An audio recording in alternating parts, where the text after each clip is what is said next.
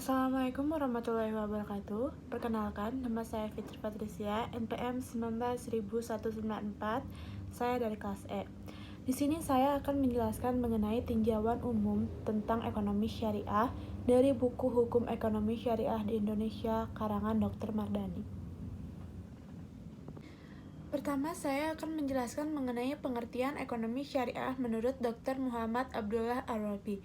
Ekonomi syariah merupakan sekumpulan dasar-dasar hukum ekonomi yang kita simpulkan dari Al-Quran dan As-Sunnah, dan merupakan bangunan perekonomian yang kita didirikan di atas landasan dasar-dasar tersebut sesuai tiap lingkungan dan masa.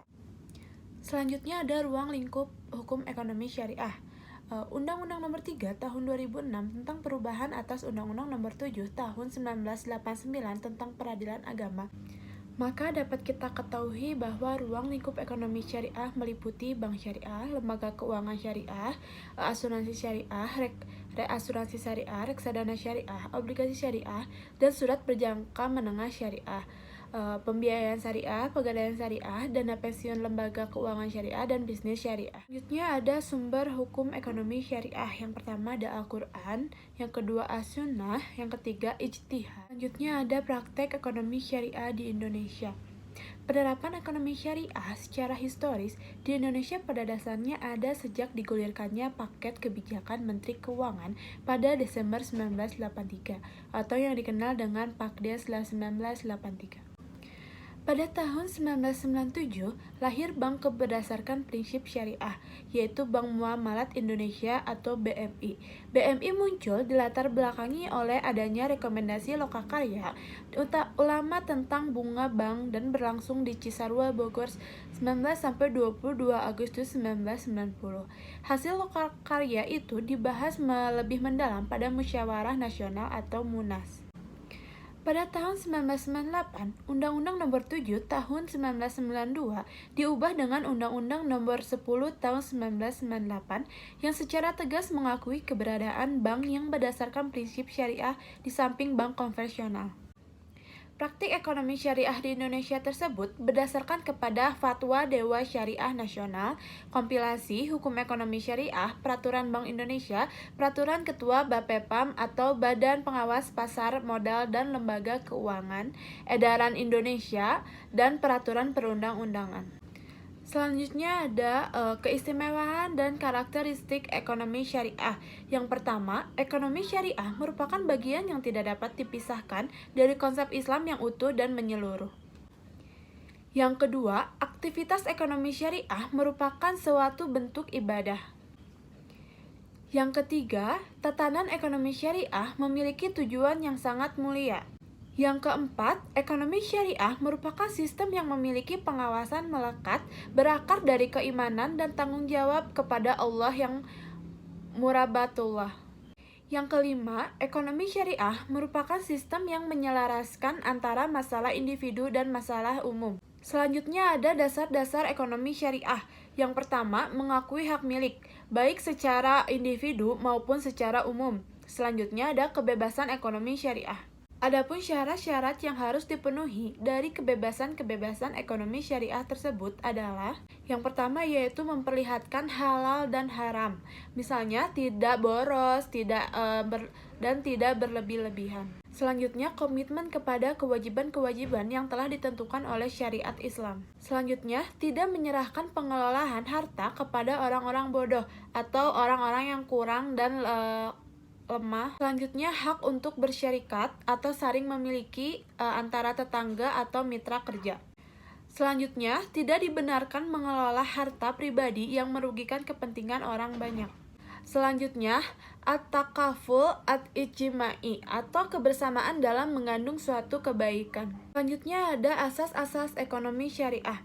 Yang pertama, asas yang menjelaskan bahwa dunia dan seluruh isinya termasuk alam semesta adalah milik Allah Subhanahu wa Ta'ala dan berjalan menurut kehendaknya. Yang kedua, asas yang menjelaskan bahwa iman kepada hari kiamat akan memengaruhi pola pikiran dan tingkah laku ekonomi manusia. Selanjutnya, asas yang menjelaskan bahwa Allah Subhanahu wa Ta'ala merupakan pencipta semua makhluk hidup yang ada di alam semesta ini. Konsekuensi yang timbul dari hal tersebut adalah bahwa seluruh makhluk hidup tersebut harus tunduk kepadanya. Selanjutnya ada transaksi yang dilarang oleh ekonomi syariah. Yang pertama, haram zatnya. Misalnya bertransaksi membeli minuman keras dan membeli daging babi dan lain-lain. Yang kedua, haram selain zatnya. Misalnya berupa riba.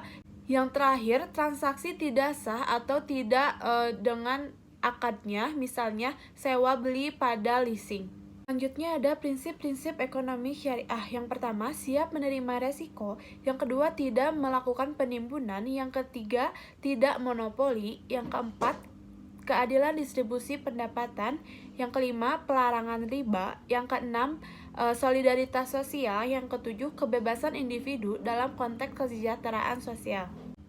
Selanjutnya, manfaat ekonomi syariah. Yang pertama, mewujudkan integritas seorang muslim yang kafah sehingga Islamnya tidak lagi parsial.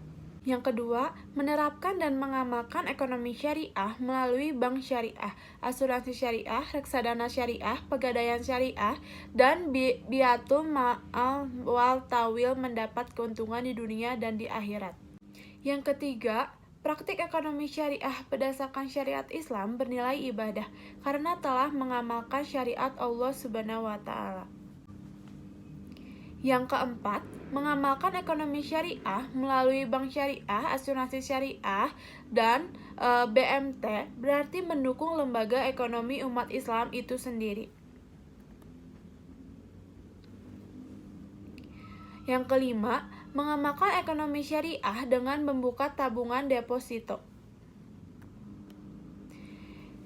Yang keenam, mengamalkan ekonomi syariah berarti mendukung gerakan amar ma'ruf nahil mungkar, sebab dana yang terkumpul tersebut hanya boleh dimanfaatkan untuk usaha atau proyek-proyek yang halal saja. Selanjutnya ada kepemilikan dalam Islam.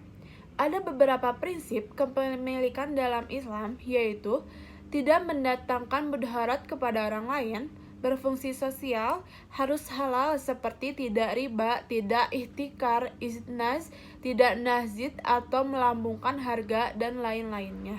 Tidak monopoli sehingga menimbulkan kesenjangan sosial ekonomi, dapat merusak harga pasar, bukan dapat berakibat munculnya kriminalitas dalam masyarakat.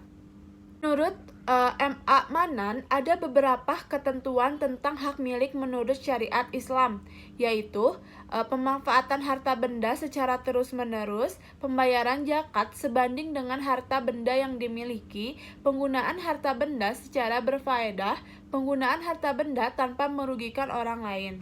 Memiliki harta benda yang sah, penggunaan harta benda tidak secara boros atau serakah, penggunaan harta benda dengan tujuan memperoleh keuntungan atas haknya, penerapan hukum waris yang tepat dalam Islam.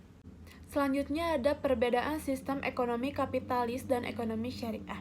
Yang pertama, sistem ekonomi kapitalis disusun dengan filsafat dasar sekuler di mana Tuhan dikesampingkan sesuai dengan konsep nihilisme. Sistem ekonomi dan moneter didesain untuk kepentingan pemilik modal, yang akibatnya yang kaya semakin kaya, yang miskin semakin miskin. Kemudian berdampak pada munculnya berbagai masalah sosial dan berbagai dampak negatif lainnya.